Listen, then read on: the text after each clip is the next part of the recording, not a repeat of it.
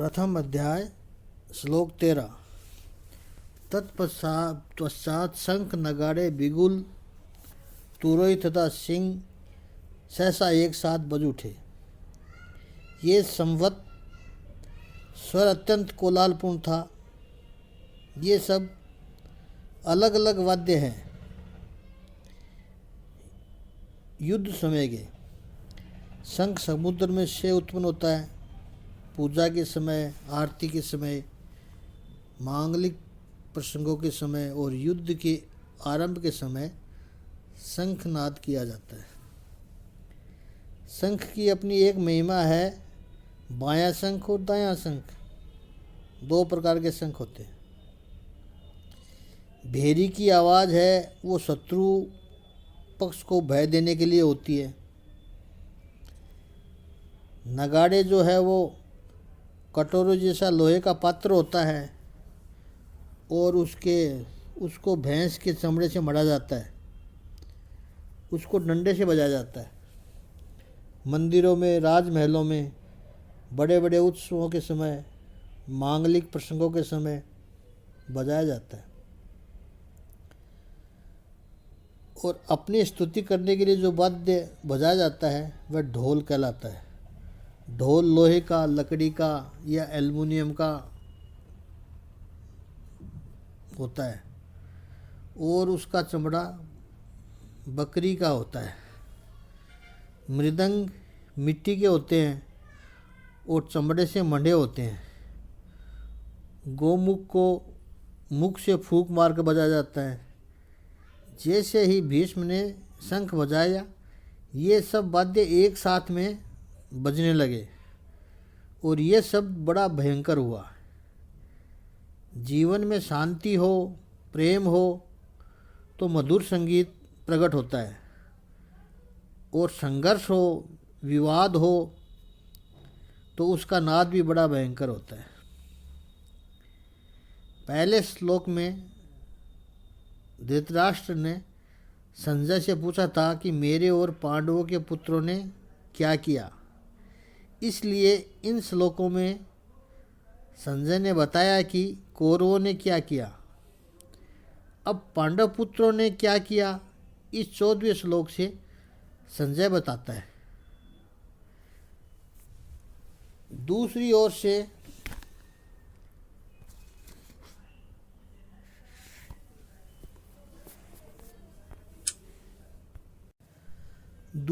से श्वेत घोड़ों द्वारा खींचे जाने वाले विशाल रथ पर आसीन कृष्ण तथा अर्जुन ने अपने अपने दिव्य शंख बजाए।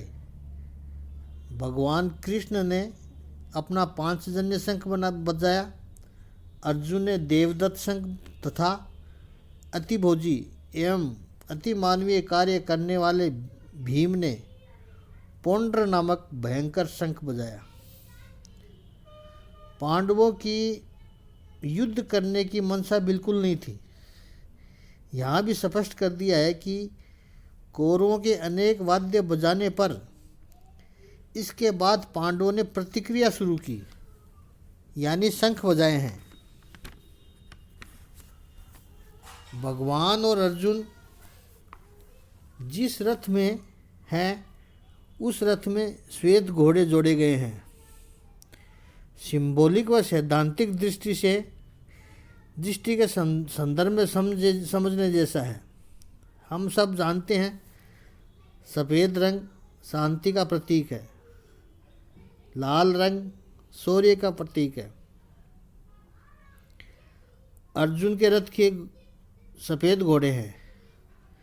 युद्ध के मैदान में भी इसलिए आए हैं कि परिवार में शांति हो। युद्ध में उन्हें कोई दिलचस्पी नहीं है, कोई रस नहीं है। युद्ध थोपा गया है, बहुत कोशिश की, न हो यह युद्ध, लेकिन सफल नहीं हुए। ठीक है, एक ज़रूरत के रूप में मैदान पर आके खड़े हैं। वेदांत की दृष्टि से देखें तो घोड़ा इंद्रियों का प्रतीक है। इंद्रियां एक घोड़े के समान है। पांडवों के सफ़ेद घोड़े इसका अर्थ है इनकी इंद्रियां संयमित है। दुर्योधन की तरह आक्रोश में आकर, बहकावे में आकर युद्ध नहीं कर रहे हैं, बड़े स्वस्थ मन से कर रहे हैं कि यह यदि एक जिम्मेदारी है तो इसको भी निभाएंगे। और सारथी है श्री कृष्ण भगवान। वेदांत कहता है कि राज्य को टिकाने के लिए इंद्रिय निग्रह आवश्यक है। चाणक्य सूत्र में महर्षि चाणक्य कहते हैं, मूल क्या है, सुख का मूल क्या है? धर्म। जीवन में यदि धर्म नहीं होगा तो व्यक्ति सुखी नहीं हो सकता। धर्म का अर्थ है वैल्यूज, आपकी धरोहर, जीवन जीने के नियम, जिन सिद्धांतों के ऊपर आप अपने जीवन को यापन करना चाहते हैं। यह न होगा तो सुख नहीं आ सकता। केवल संपत्ति आ जाने से, केवल सुख सुविधा आ जाने से, सुख के साधन इकट्ठे हो जाने से व्यक्ति को सुखी नहीं किया जा सकता। सुख सुविधा के एक दो साधन कम होंगे, लेकिन व्यक्ति के जीवन में यदि धर्म होगा तो व्यक्ति सुखी होगा। 60-70 साल पहले की बात करें तो चमकती हुई गाड़ियाँ नहीं थी, आलीशान घर भी नहीं थे, ये मोबाइल का खिलौना नहीं था, टीवी फ्रिज वगैरह कुछ नहीं थे, लेकिन ज़्यादातर लोग सुखी थे, शांत थे, खुश थे। ऐसा वृद्ध बुजुर्ग आज भी बताते हैं। आज सुख सुविधा के साधन इतने आ गए हैं, अच्छे कपड़े आ गए हैं। वो अलग बात है कि युवक युवतियाँ पहने या नहीं पहने, उनको फाड़ कर पहने, गरीबों की तरह पहने। पहले ऐसे कपड़े गरीब पहनते थे, बेचारे बन कर रहते हैं अब। लेकिन सुख सुविधा के सारे साधन है, सब कुछ है, लेकिन इनका मिजाज देखे तो छोटी छोटी बातों में झगड़ा करना, गुस्सा करने लग जाते हैं, डिप्रेशन में चले जाते हैं, व्यसन करने लग जाते हैं। कैसा अस्त व्यस्त जीवन है इनका, कमाल है। सुख के साधन नहीं थे तो हम सुखी थे, और साधन बढ़ गए तो सुख नहीं मिला, क्योंकि उस समय सुख के साधन कम थे, लेकिन उन्हें धर्म की महिमा पता थी। आज सुख के साधन आ गए हैं पर धर्म की महिमा छूट गई है। चाणक्य ने लिखा, प्रत्येक व्यक्ति का ध्येय होता है जीवन में सुखी होना, लेकिन धर्म यदि होगा तो ही व्यक्ति सुखी हो सकता है, अन्यथा नहीं हो सकता। यह बात आज नहीं तो 50 साल के बाद में, 100 साल के बाद में माननी ही पड़ेगी लोगों को। चाणक्य ने दूसरे सूत्र में कहा, धर्म का मूल है अर्थ, यानी संपत्ति, रिसोर्सेज चाहिए धर्म को टिकाने के लिए, मजबूत करने के लिए, धर्म को समाज के घर घर तक पहुंचाने के लिए, हर व्यक्ति तक पहुंचाने के लिए पैसा चाहिए, रिसोर्सेज चाहिए, संपत्ति चाहिए, शक्ति चाहिए, प्रतिष्ठित लोगों का जुड़ना चाहिए, उसका प्रचार करने के लिए पैसा चाहिए। समाज का प्रतिष्ठित वर्ग, समाज का नेतृत्व करने वाला वर्ग, इन सबको धर्म में जुड़ना जरूरी है। ये हमारे विकास के लिए है। धर्म हमारी रक्षा अवश्य करता है, पर पहले हमें धर्म की रक्षा करनी पड़ेगी। इसलिए चाणक्य ने कहा, धर्म का मूल अर्थ है। आगे कहते हैं, अर्थ का मूल है राज्य, यानी राजा। आज के संदर्भ में कहें तो सरकार, जो सत्ताधीश है, वो अर्थ का मूल है। वे अगर एक अनुकूल वातावरण निर्माण कर सके, वे यदि प्रोत्साहन दे सके अर्थ को, तो धर्म टिकता है। ऐसा होता है तो मनुष्य सुखी होता है। चाणक्य एक एक सूत्र की गहराई में जा रहे हैं। और चौथे सूत्र में उन्होंने कहा राज्य का मूल है इंद्रिय विजय, इंद्रियों पर संयम होगा तो राज्य टिकेगा। जिसके पास सत्ता है, संपत्ति है, अरे हमें कौन पूछने वाला है, खाओ पियो मज़ा करो, ऐसा करने वाली राज सत्ता बन गई तो धर्म टिक नहीं सकता, क्योंकि वो राज सत्ता अर्थ का प्रयोग धर्म को टिकाने के लिए नहीं करेगी। और धर्म यदि नहीं टिका तो समाज सुखी नहीं रह सकता। इंद्रिय निग्रह, इंद्रिय जय, और इसका प्रतीक के रूप में अर्जुन के रथ के सफ़ेद घोड़े जुड़े हुए हैं। इंद्रिय का प्रतीक, सादगी का प्रतीक, शांति का प्रतीक है श्वेत रंग, श्वेत घोड़े। धर्म युद्ध है और धर्म की स्थापना होनी है। हेतु इतना था कि धर्म की आवश्यकता है कि नहीं जीवन में। दुर्योधन सफल हो गया था अपने समय में कि कृष्ण के बिना भी, यानी धर्म के बिना भी जीवन में सुखी हुआ जा सकता है, लेकिन ये बड़ी खतरनाक घटना थी। और पांडवों का ध्येय क्या था?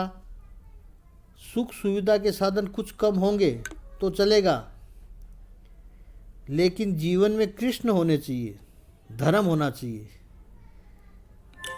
इसलिए महाभारत को धर्मयुद्ध कहा गया।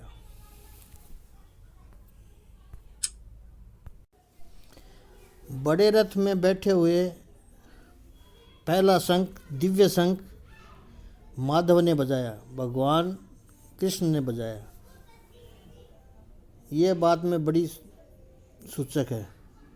पांडवों के लिए युद्ध निजी महत्वाकांक्षा नहीं है। पांडवों के लिए युद्ध भगवान श्री कृष्ण से आई एक जिम्मेदारी है। यदि प्रभु चाहते हैं कि हम युद्ध करें तो हम युद्ध करेंगे।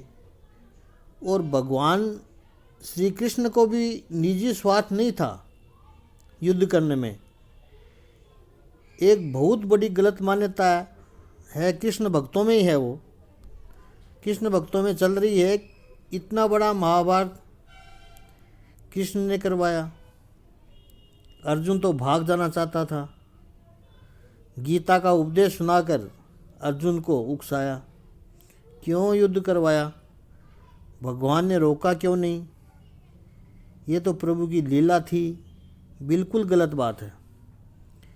महाभारत का युद्ध भगवान श्री कृष्ण की निसफलता थी, असफलता थी। ऐसे शब्द सुनने के हम आदी नहीं हैं। हम तो यही सोचते हैं भगवान कभी निसफल होते ही नहीं हैं, भगवान तो चमत्कार करते हैं और सब कुछ ठीक हो जाते हैं। महाभारत का अध्ययन करें तो पता चलता है कि भगवान के जीवन में एक नहीं दो असफलताएं आई हैं।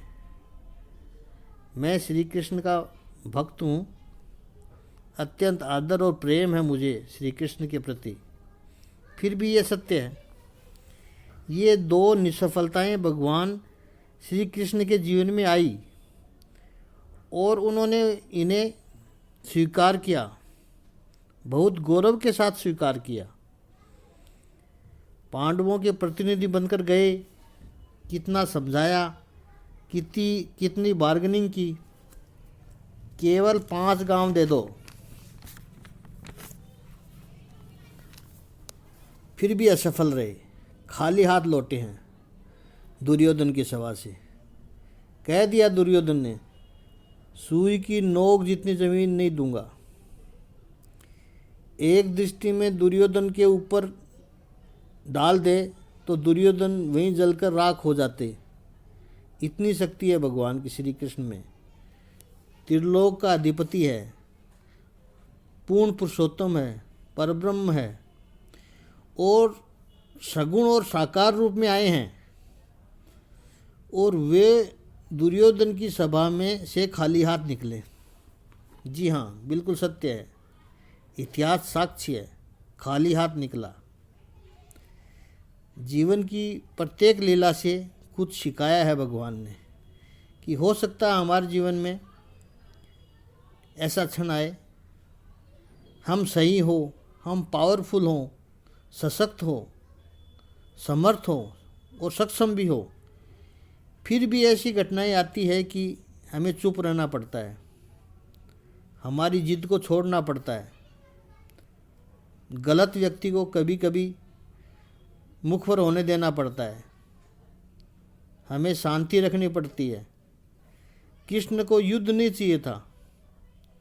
वहाँ से निकलकर जब बुआ कुंती के पास गए तो कहा, बुआ इतनी कोशिश कर रहा हूँ पर दुर्योधन मानने से इनकार कर रहा है। तब कुंती ने कहा, कृष्ण यदि यही बात है तो अर्जुन से कहो अब तैयार हो जावे। छत्राणी जिस हेतु के लिए पुत्रों को जन्म देती है, धर्म रक्षा करने का समय अब आ गया है। अब युद्ध के सिवाय कोई चारा नहीं है। पार्थ से कहो गांडीव का टंकार कर दे, युद्ध करना पड़ेगा। ये निश्चय है, ये संकल्प सबसे पहले माँ कुंती की ओर से आया है। 500 पांडवों में से एक ने भी बात नहीं की युद्ध की। हाँ, द्रौपदी के मन में यह बात थी कि बदला लेना है, लेकिन उसने भी कोई संकल्प उद्घोषित नहीं किया और न ही भगवान श्री कृष्ण ने किया यह संकल्प। यह संकल्प माँ कुंती के पास से आया है। फिर भी कृष्ण एक एक बुजुर्ग के पास गए, एक एक महारथी के पास गए। महाभारत में सब लिखा हुआ है। धृतराष्ट्र के पास गए, समझाया कि आप दुर्योधन से कहो दुर्योधन से कुछ। क्या कहूँ, मैं तो अंधा बेचारा, मेरी तो मानता ही नहीं है। यही तो धृतराष्ट्र का नाटक था हमेशा। भीष्म से जाकर बोले, पितामह आप हमारे पक्ष में आ जाओ। तब दुर्योधन की हिम्मत टूट जाएगी, वो युद्ध नहीं कर पाएगा। भीष्म ने कहा, मैंने दासराज को वचन दिया था, राज्य गद्दी पर जो बैठा है उसकी मैं रक्षा करूँगा। मैं वचन से बद्ध हूँ, प्रतिज्ञा से बद्ध हूँ।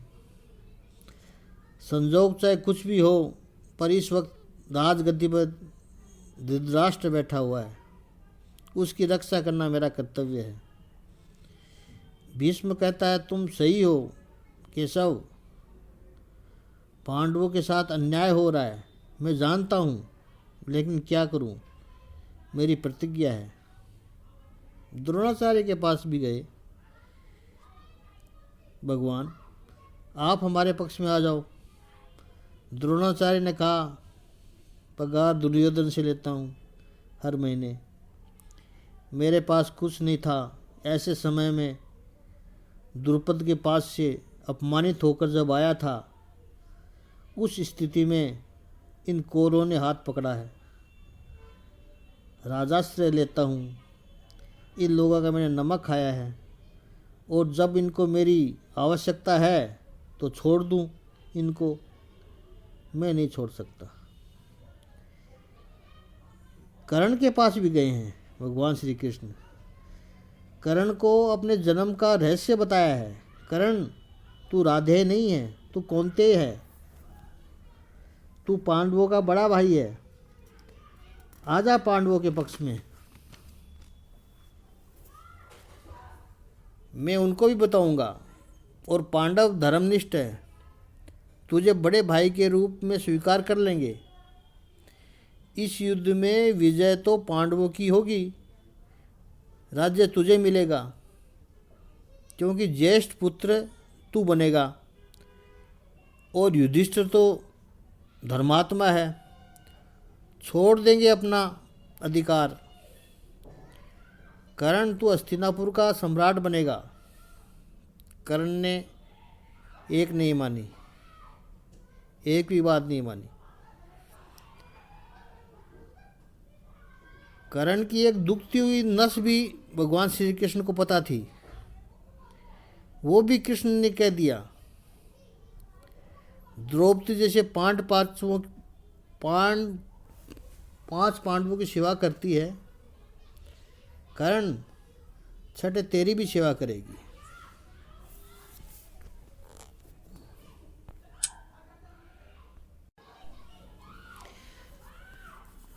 मछली की आंख ढूंढने के लिए पहले कर्ण उठा था। द्रौपदी ने अनाउंस कर दिया, मैं सूत पुत्र से विवाह नहीं करूंगी, मैं क्षत्रिय से विवाह करूंगी। न इसके पास कोई राज्य है, न इसके माता पिता का किसी को पता नहीं, क्षत्रिय नहीं है, राज्य नहीं है, इसलिए कर्ण को धनुष छोड़कर अपने स्थान पर बैठ जाना पड़ा, वरना कर्ण आसानी से लक्ष्य भेदन कर सकता था। श्रेष्ठ धनुर्धर था, द्रौपदी से उसका विवाह हो जाता, लेकिन द्रौपदी ने ही रोक दिया, नहीं करनी है इससे शादी मुझे। द्रौपदी ने पहला कारण बताया, इसके पास राज्य नहीं है और ये राजकुमारों का स्वयंवर चल रहा है। तो उसी वक्त दुर्योधन ने वहीं पर खड़े होकर कर्ण से कहा, मैं मेरा मालिनी प्रदेश का राजा कर्ण को बना देता हूँ। चलो यह राजा बन गया। कर्ण को तब से दुर्योधन के प्रति आदर था। जब मेरा अपमान हो रहा था तो दुर्योधन ने मेरा हाथ पकड़ा था, मुझे मित्र के रूप में स्वीकार किया, मुझे राजा बनाया उसने। कर्ण ने दुर्योधन के साथ ये मैत्री जीवन भर निभाई।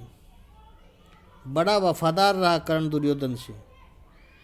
कृष्ण ने जब रहस्य बताया कर्ण को, तो कर्ण ने कहा, मैं जीवन भर पूछता रहा मेरी माँ कौन, मेरे पिता कौन, किसी ने मुझे नहीं बताया, पर आज आप बता रहे हो मुझे। इस समय दुर्योधन को मेरी आवश्यकता है, मैं अपने वचन से हट नहीं सकता, लेकिन आप मांगने आए हो, मेरे पास, और मैं दानेश्वर हूँ, मेरे आंगन में मांगने के लिए आया है कोई, वो खाली हाथ नहीं जा सकता। कृष्ण मैं तुम्हें खाली हाथ कैसे लौटाऊंगा। जाओ कुंती से कह देना, मेरी माँ से कह देना कि अब महाभारत के युद्ध में यदि मैं मरूंगा तो केवल अर्जुन के हाथ से मरूंगा, और यदि मैं मारूंगा तो केवल अर्जुन को ही मारूंगा, 4 भाइयों में से किसी को नहीं मारूंगा।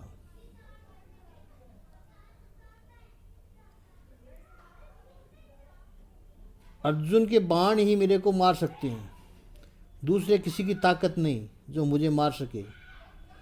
युद्ध के बाद भी कुंती के 5 पांडव है और 5 के 5 ही रहेंगे। इस प्रसंग में कर्ण इतना महान बनकर दिखाया पड़ता है कि कोई लालच का वो शिकार नहीं हुआ। श्री कृष्ण भी कर्ण को समझा नहीं पाए, सब जगह से खाली हाथ लौटे हैं भगवान श्री कृष्ण, कोई मानने को तैयार नहीं। युद्ध अवश्यंभावी है। यहाँ पर भगवान श्री कृष्ण शंखनाद करते हैं, उसके पीछे ये पूरी कहानी है। मत समझना कि कृष्ण ने महाभारत का युद्ध करवाया, बल्कि हकीकत तो यह है कि कृष्ण ने महाभारत को रोकने का प्रयास किया, लेकिन कोई माने ही नहीं। कई बार ऐसा होता है, यह अयोग्य है, समाज के प्रतिष्ठावान व्यक्ति रोकने की कोशिश करते हैं पर नहीं रोक पाते। परिवार में देखते हैं कई बार 2 भाइयों में छोटी सी बात पर अनबन शुरू हो जाती है। पिताजी है, चाचा जी है, परिवार के सब हैं, को समझाते हैं।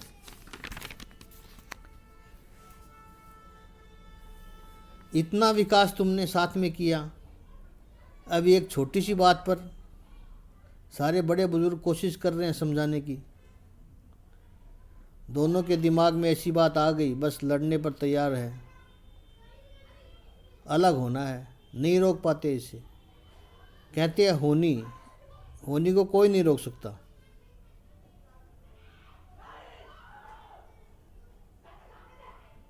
होनी स्वयं भगवान कृष्ण भी नहीं रोक सके, तो हम किस खेत की मूली हैं। जो होनी को रोक सके, ऐसे समय क्या करना चाहिए ये भगवत गीता बताएगी। ऐसी घटनाओं को, ऐसी अवश्यंभावी को कैसे निपट सकते हैं, यह भगवत गीता बताती है। ऐसी घटना सबके जीवन में आती है। शेष कल।